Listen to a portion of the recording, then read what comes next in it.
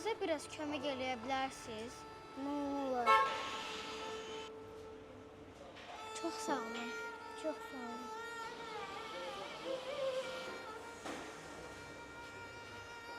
Bizə biraz kömək eləyə bilərsiniz?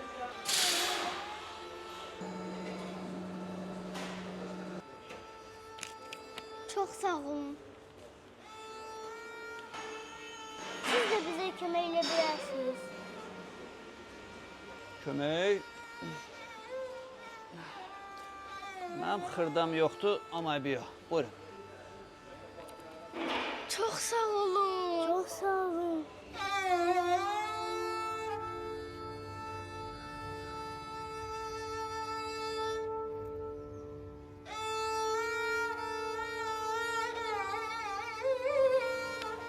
Deyirəm bu həyatda ancaq yaşlılıq qaldı. Gedək hamıya yaşlılıq eləyəsən.